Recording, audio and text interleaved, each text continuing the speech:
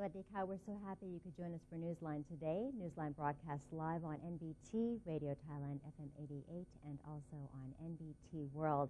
It's a Thursday, and the date is January 7th of 2016. And you're with me, Sandra Hanutsaha.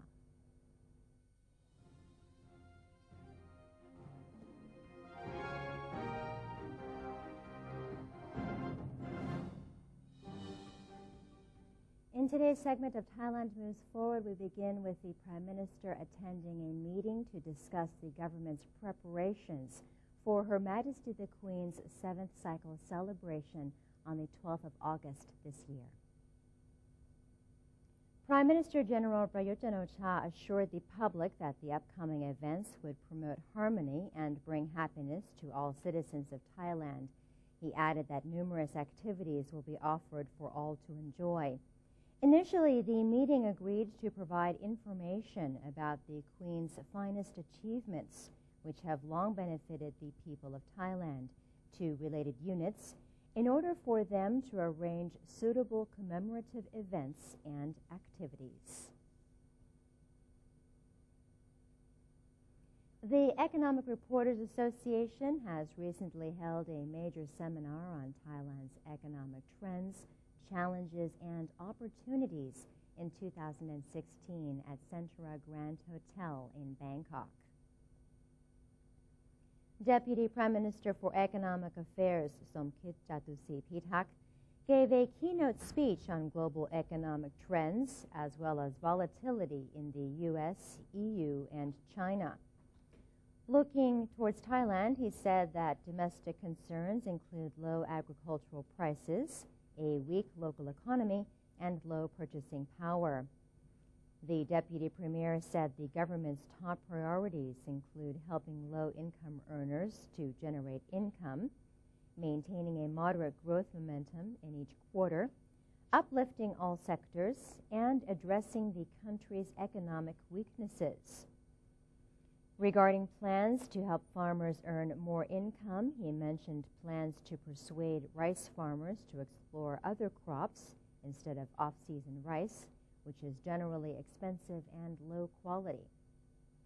Other strategies include adding value to agricultural products, educating more farmers, enhancing rural infrastructure, and expanding broadband internet coverage. He also encouraged entrepreneurs to look into opportunities in ASEAN member states. Meanwhile, Tourism and Sports Minister Gopkan Wattanawarangkoon talked about various tourism campaigns that complement Mr. Somkit's plans to strengthen the rural economy. The first thing is we are introducing new destinations and new activities. For example, last year we introduced 12 new cities, and this year we are going to introduce another 12 new cities. And also we are introducing new activities like sport tourism, ladies package, luxury package, and many more. So meaning that people, when you come and visit us, there's a tendency for you to stay longer and spend more per head per day. And last year we achieved about 5.6% increment of spending per head per day, from 4,900 baht to about 5,000 baht. So we hope that this year we should achieve maybe another 5 or 6% more from the revenue per head per day. The Ministry of Commerce has resolved to keep 41 items under its price control, while product prices this year are expected to stay at the same levels as in 2015. After chairing this year's first meeting of the Central Committee on the Prices of Goods and Services, Commerce Minister Apiradi Tantraporn said among the issues discussed were the regulation of product prices, price trends, assistance measures for consumers, and the development of community markets. She said the committee has put pressure on vendors to use packaging that is appropriate for the size of the product and clearly displaying prices to customers. The Central Committee agreed to keep the price control list unchanged at 41 products and services. The list includes several categories such as food, consumer goods, agricultural materials, construction materials, transport equipment, petroleum products, and medicines. The committee is also ready to review the list of products and services under close monitoring. The decisions on both lists will be submitted to the Cabinet for approval next week. The Minister of Agriculture and Cooperatives has adopted aid measures for rubber planters after turning down their request for an increase in the rubber price. Agriculture and Cooperatives Minister General Tatay Sarikanya pointed out that the price of rubber in the country remains low because of the slump in rubber and oil prices in the global market. Based on a recent survey, prices of crude rubber and smoked rubber sheets in Hatyai district of Songkhla, Nakhon Si Thammarat, and Surat Thani provinces ranged from 34 to 36 baht per kilogram. In response to rubber farmers' demand that the rubber price be raised to 60 baht per kilogram, General Tatay admitted that the hike cannot be implemented.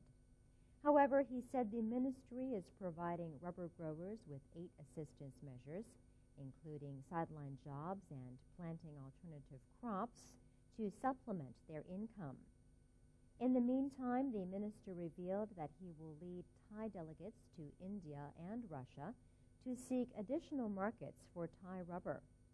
Domestic use of rubber will also be increased to prevent oversupply. The government will organize an exhibition on Thailand's progress in solving issues in the fisheries and aviation industries. The government has expressed confidence that its handling of illegal fishing is comprehensive and the situation has improved. Deputy Prime Minister Prawit Wongsuwon presided over a meeting for national reform. The meeting acknowledged the progress of many issues, including national development, illegal fishing, and civil aviation. The meeting reported that the government's solutions to all of the issues had progressed well, especially the problem of illegal fishing. Representatives of the European Union will visit Thailand on January 21st to 22nd to follow up on the country's efforts to fight against illegal fishing. Ministry of Defense spokesperson Major General Kongcheep Tantrawanit said the meeting agreed to expedite the restructuring of Thai civil aviation and the development of civil aviation personnel. The meeting also agreed to ask the European Aviation Safety Agency for assistance in terms of management and technical expertise. The Constitution Drafting Commission, or CDC, is calling for education reform to ensure that students will grow up to be decent citizens. CDC spokesperson Udom Rat Amarit said that the charter drafters have been reviewing a report by the Subcommission on Education and Law Enforcement Reform. Based on the report, the CDC has agreed to include in the draft charter a provision on the objectives of the education system to enable people to be good, disciplined, and proud of the nation while being allowed to study their areas of interest. He added that other details related to the educational reform will be written as organic laws. The CDC spokesperson also said that the meeting reviewed proposals related to law enforcement, particularly the police.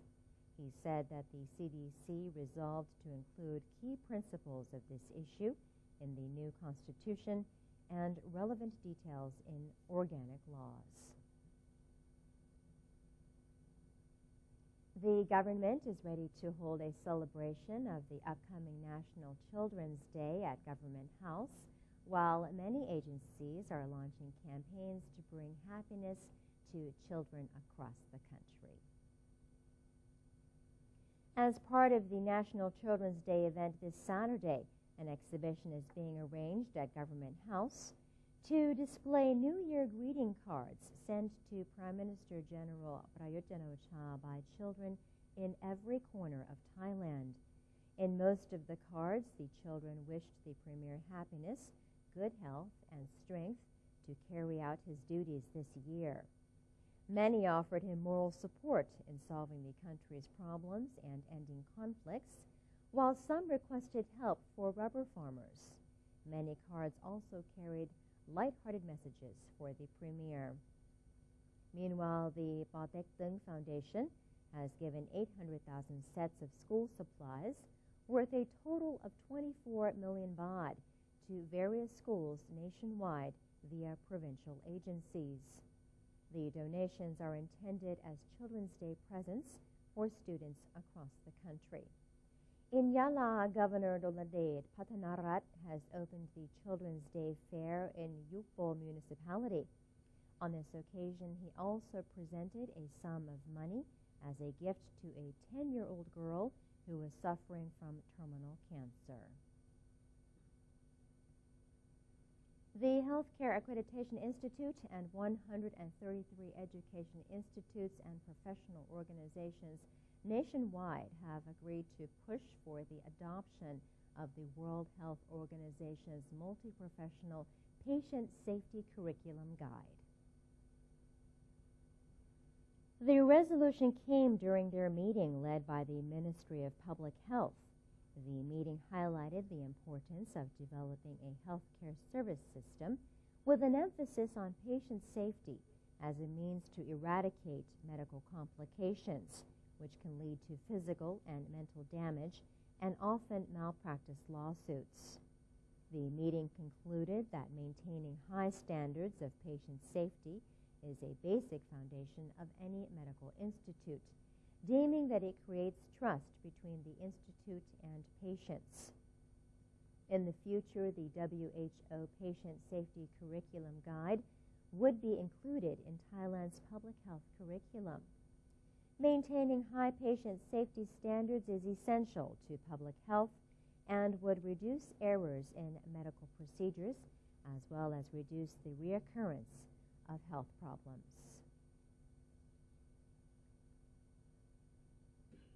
The Public Relations Department, or PRD, has held a New Year merit-making ceremony for its officials to dedicate their prayers and well wishes for the monarchy.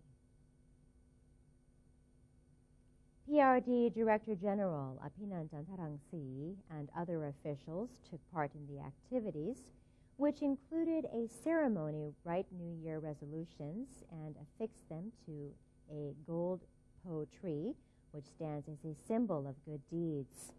The officials are each invited to select 1 out of 6 po leaf designs to write their aspirations. The public was invited to view the event, which was broadcast live on YouTube. The event is aimed at cultivating virtue in society by showcasing positive New Year resolutions. PRD officials also gave alms in the form of rice and dried food to 9 monks from Jom Suda Temple and listened to a sermon by the head monk. And that is the end of today's edition of Thailand Moves Forward. It's time for a quick break, but first here's a look at the commodity prices and also the exchange rates.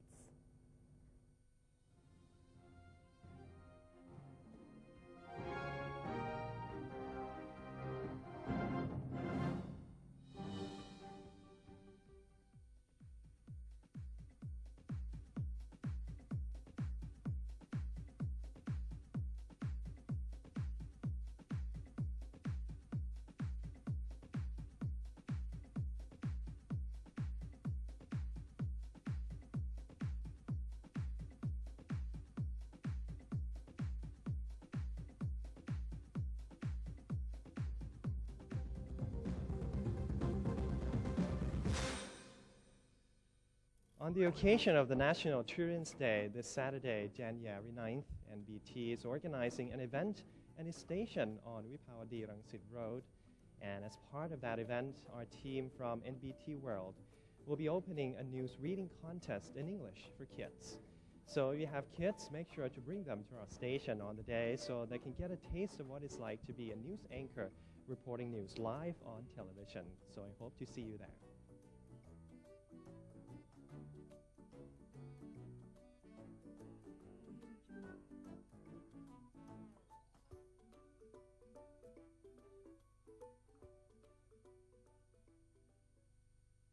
ASEAN Economic Community.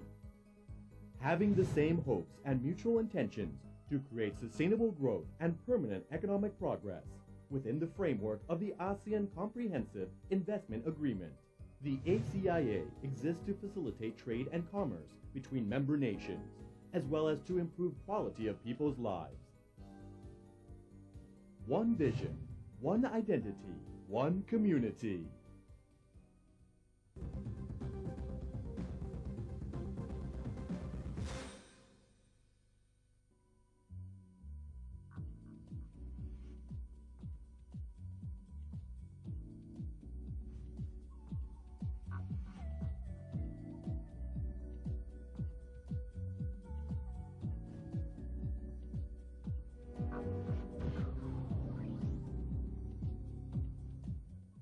Welcome back. You're watching Newsline. ASEAN is known as a region of cultural diversity, but cultural differences can also become a tool to connect people, especially through the art of dance. And here is a report on this very topic. Apsara dance, a Khmer traditional court dance since the Angkorean era, is one of the performances that a Cambodian artist group brought to the stage at the recent Thai-Cambodian Jot cultural performance. The two cultures are said to have a similar style due to the close proximity of the nation and shared history over 1,000 years. The ambassador of Cambodia gave a speech saying that the event was held to celebrate 65 years of Thai-Cambodian diplomatic affairs, to learn more about the artistry involved and to understand more about each other's lifestyle and culture. Thai director of the International Relationship Bureau explained how culture plays an important role in linking all ASEAN countries to become as one. And I think that culture has played a very important role for the connectivity and for the connection and relations among ASEAN member countries, especially Thailand and the neighboring country. Like today that we have the Cambodian performance, Thai and Cambodian performance. So this will unite ASEAN in terms of spiritual, while the economy and political will connect ASEAN in terms of physical. But culture is like ASEAN spirit. However, becoming the ASEAN community may directly affect cultural diversity in the region. I believe that there will be two outcomes.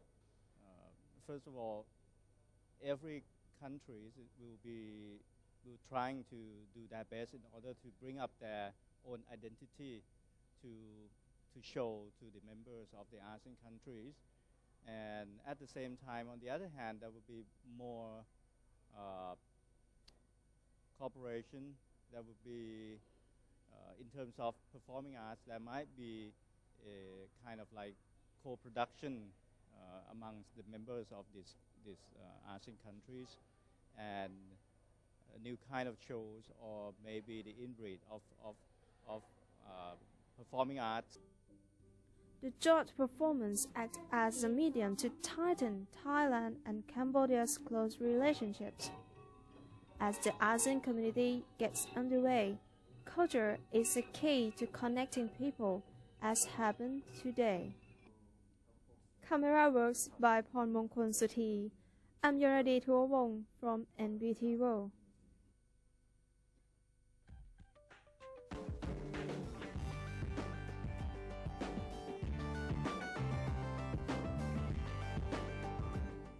In our global stories, North Korea said it successfully tested a powerful nuclear bomb drawing criticism from world powers, even though experts and the U.S. government doubt that the isolated nation's atomic weapons capability is as advanced as Pyongyang claims.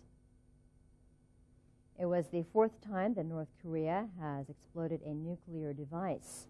It unnerved neighbors South Korea and Japan and prompted an emergency meeting on Wednesday of the UN Security Council in New York. While a nuclear test had long been expected, North Korea's assertion that it exploded a hydrogen device much more powerful than an atomic bomb came as a surprise. The White House said North Korea might not in fact have tested a hydrogen bomb. The explosion caused an earthquake that was measured by the United States Geological Survey. U.S. State Department spokesman John Kirby said the U.S. would like to see North Korea's recent actions addressed through the United Nations.